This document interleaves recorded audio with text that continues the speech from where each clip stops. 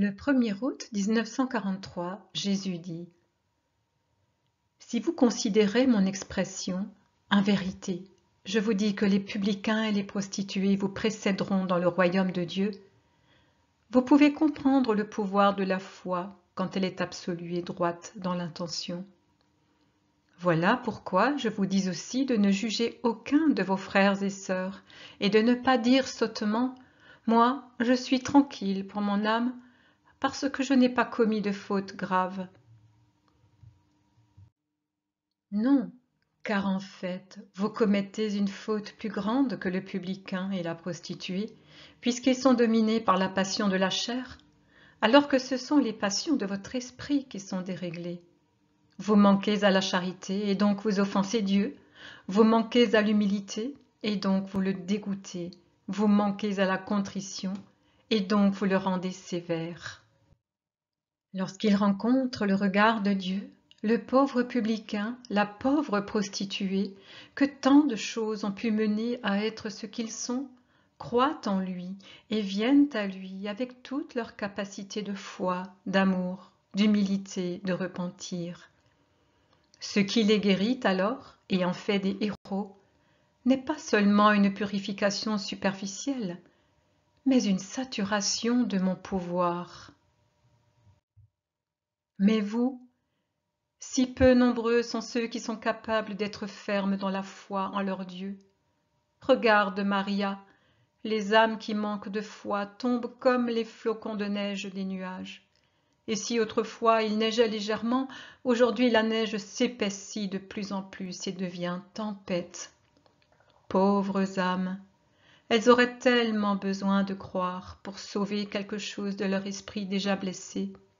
Au lieu de cela, elles ne savent plus croire. Et en quoi croient-elles alors, si elles ne croient pas en moi, l'Éternel ? Il est impossible de vivre sans croire. Celui qui ne croit pas en Dieu, le vrai Dieu, croira forcément en d'autres dieux. Celui qui ne croit en aucun Dieu croira aux idoles, il croira à la chair, il croira à l'argent, il aura foi en la force des armes.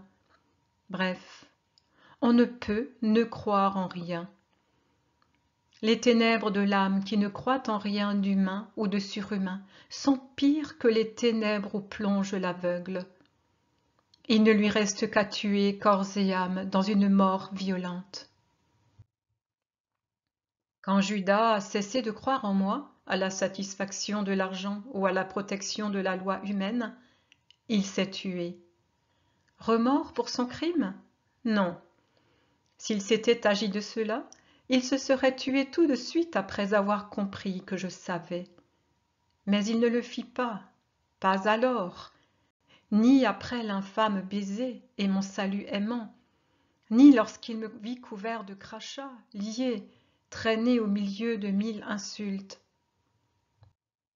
Seulement après avoir compris que la loi ne le protégeait pas, la pauvre loi humaine qui souvent suscite le crime ou y pousse et puis se désintéresse de ses exécuteurs et des complices, en l'occurrence, se retourne contre eux et après s'être servi d'eux, les réduit au silence pour toujours en les supprimant. Et après avoir compris qu'il ne tirerait de sa trahison ni pouvoir ni argent, ou trop peu pour être heureux, alors seulement Judas s'enleva la vie. Il était dans les ténèbres du néant. Il se jeta dans les ténèbres de l'enfer. Le monde est en train de devenir un chaos sans lumière, car la lumière de la foi s'éteint toujours plus dans les cœurs. C'est une mort spirituelle qui fait horreur aux esprits qui vivent en moi. C'est pourquoi je vous dis que si un publicain ou une prostituée croit en moi, ils vous précéderont dans mon royaume. Car celui qui croit réellement en moi vit dans l'obéissance à ma parole. S'il pêche, il se rachète. S'il est sans faute, il se préserve du péché.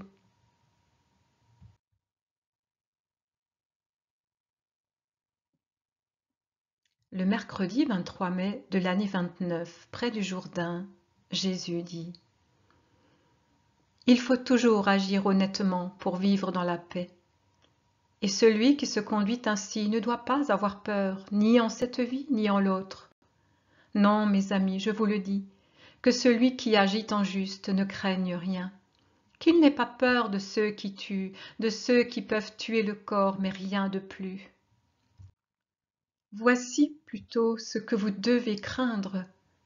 Craignez ceux qui, après vous avoir fait mourir, peuvent vous envoyer en enfer, c'est-à-dire les vices, les mauvais compagnons, les faux maîtres, tous ceux qui vous insinuent le péché ou le doute dans le cœur, ceux qui, au-delà du corps, essaient de corrompre votre âme et de vous amener à vous séparer de Dieu et à désespérer de la miséricorde divine.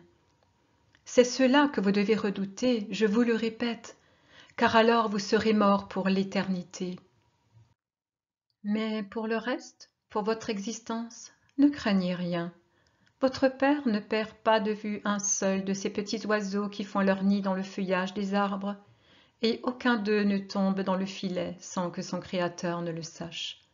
Pourtant, leur valeur matérielle est bien petite. 5 passereaux valent 2 as. Quant à leur valeur spirituelle, elle est nulle. Malgré cela, Dieu s'en occupe. Comment donc ne prendrait-il pas soin de vous, de votre vie, de votre bien? Le Père connaît même le nombre des cheveux de votre tête, et aucune injustice commise envers ses enfants ne passe inaperçue. Vous êtes en effet ses enfants, et vous avez bien plus de valeur que les passereaux qui font leur nid sur les toits et dans les feuillages. Et vous restez des enfants tant que vous ne renoncez pas vous-même à l'être par votre libre volonté. On renonce à cette filiation quand on renie Dieu et le Verbe que Dieu a envoyé parmi les hommes pour les amener au Seigneur. Par conséquent, lorsque quelqu'un ne veut pas me connaître devant les hommes par crainte que cela lui porte tort, Dieu lui aussi ne le reconnaîtra pas pour son Fils, et le Fils de Dieu et de l'homme ne le reconnaîtra pas devant les anges du ciel. Qui m'aura renié devant les hommes sera renié comme fils devant les anges de Dieu. Celui qui aura mal parlé contre le Fils de l'homme pourra encore être pardonné, parce que je réclamerai son pardon auprès du Père. Mais celui qui aura blasphémé contre l'Esprit Saint ne le sera pas. Pourquoi cela? Parce que tous ne peuvent connaître l'étendue de l'amour, sa parfaite infinité, et voir Dieu dans une chair semblable à toute chair d'homme. Les païens ne peuvent y croire par la foi, car leur religion n'est pas amour. Même parmi nous, le respect craintif d'Israël envers Jéhovah peut empêcher de croire que Dieu se soit fait homme et le plus humble des hommes. C'est une faute de ne pas croire en moi. Mais quand elle s'appuie sur une crainte excessive de Dieu, elle est encore pardonnée. Mais il ne peut être pardonné celui qui ne se rend pas à la vérité qui transparaît de mes actes et qui refuse à l'esprit d'amour d'avoir pu tenir la parole donnée d'envoyer le Seigneur au temps fixé, le Sauveur précédé et accompagné par les signes annoncés. Ceux qui me persécutent connaissent les prophètes. Les prophéties sont remplies de moi. Ils les connaissent et ils savent ce que je fais. La vérité est manifeste, mais ils ne l'acceptent pas parce qu'ils veulent la rejeter. Ils nient systématiquement que je sois non seulement le Fils de l'homme, mais même le Fils de Dieu prédit par les prophètes, celui qui est né d'une vierge, non par une volonté humaine, mais par celle de l'amour éternel, de l'Esprit éternel qui m'a annoncé pour que les hommes puissent me connaître. Pour pouvoir prétendre que la nuit de l'attente du Christ perdure, il s'obstine à garder les yeux fermés pour ne pas voir la lumière qui est dans le monde. Par conséquent, il renie l'Esprit Saint, sa vérité, sa lumière. Le jugement sera donc plus sévère pour eux que pour ceux qui l'ignorent. Me traiter de Satan ne leur sera pas pardonné, car l'Esprit fait par moi des œuvres divines et non sataniques. Et porter les autres au désespoir quand l'amour leur a rendu la paix, cela ne sera pas pardonné, car ce sont toutes des offenses à l'esprit paraclet qui est amour, donne l'amour et demande l'amour. et qui attend mon holocauste d'amour pour se déverser en amour, sagesse et lumière dans le cœur de mes fidèles. Quand cela sera arrivé, ils vous persécuteront encore, et ils vous accuseront devant les magistrats et les princes, dans les synagogues et devant les tribunaux. Mais ne vous préoccupez pas de penser à la manière de vous défendre. L'Esprit lui-même vous inspirera quoi répondre pour servir la vérité et conquérir la vie éternelle, de la même manière que le Verbe est en train de vous donner les moyens nécessaires pour entrer dans le royaume de la vie. Le vendredi 18 août de l'année 28, à Chorazéine, Jésus s'adresse aux pharisiens et aux scribes. En voici quelques extraits. Je vous dis que celui qui n'est pas avec moi est contre moi, et que celui qui ne rassemble pas avec moi disperse. Parce que je suis celui qui suis. Et celui qui ne croit pas à cela, qui est déjà prophétisé, pêche contre l'Esprit Saint, dont la parole a été dite par les prophètes, et qui n'est ni mensonge ni erreur, et qui doit être cru sans résistance. Parce que je vous le dis, tout sera pardonné aux hommes, tout péché, tout blasphème, parce que Dieu sait que l'homme n'est pas seulement esprit, mais chair, et chair tentée qui est soumise à des faiblesses imprévues. Mais le blasphème contre l'esprit ne sera pas pardonné. Qui aura parlé contre le Fils de l'homme sera encore pardonné, parce que la pesanteur de la chair qui enveloppe ma personne et enveloppe l'homme qui parle contre moi peut encore induire en erreur. Mais celui qui aura parlé contre l'Esprit Saint ne sera pas pardonné, ni dans cette vie, ni dans la vie future, parce que la vérité est ce qu'elle est, nette, sainte, indéniable et exprimée à l'esprit d'une manière qui ne conduit pas à l'erreur, en ce sens que commettent l'erreur ceux qui volontairement veulent l'erreur. Nier la vérité dite par l'Esprit Saint, c'est nier la parole de Dieu et l'amour que cette parole a donné par amour pour les hommes. Et le péché contre l'amour ne sera pas pardonné. Et en vérité, je vous dis que la paresse est une faute, mais mieux vaut ne rien faire que de faire des choses mauvaises. Et je vous dis aussi qu'il vaut mieux se taire que de tenir des propos oiseux et méchants. Même si le silence est oisiveté, pratiquez-le plutôt que de pécher par la langue. Je vous assure que de toute parole dite par oisiveté, on demandera aux hommes de se justifier au jour du jugement. Et je vous dis que les hommes seront justifiés par les paroles qu'ils auront dites, et que c'est par leurs paroles qu'ils seront condamnés. Attention par conséquent, vous qui en dites tant qui sont plus que oiseuses, parce que non seulement elles sont oiseuses, mais font du mal, et dans le but d'éloigner les cœurs de la vérité qui vous parle.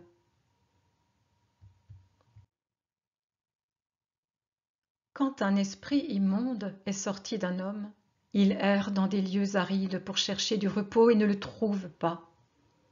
Notez qu'il ne s'agit pas de lieux matériellement arides. Ils sont arides parce qu'ils lui sont hostiles en ne l'accueillant pas, comme la terre aride est hostile à la semence.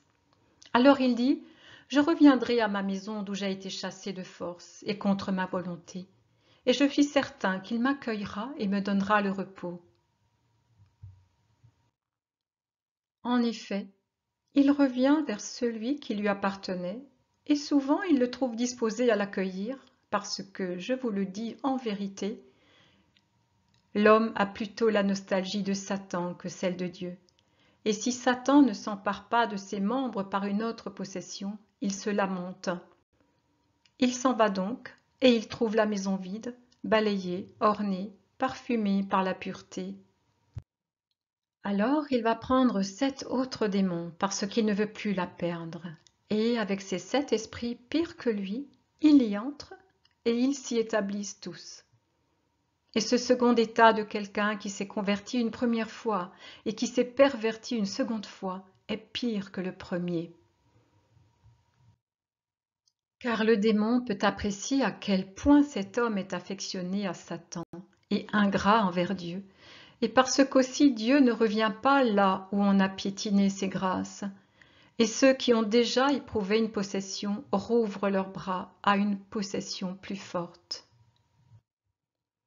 La rechute dans le satanisme est pire qu'une rechute dans une tuberculose pulmonaire mortelle déjà guérie une première fois. Elle n'est plus susceptible d'amélioration ni de guérison. Ainsi en sera-t-il aussi de cette génération qui, convertie par le Baptiste, a voulu de nouveau être pécheresse, parce qu'elle est affectionnée au mauvais et non pas à moi.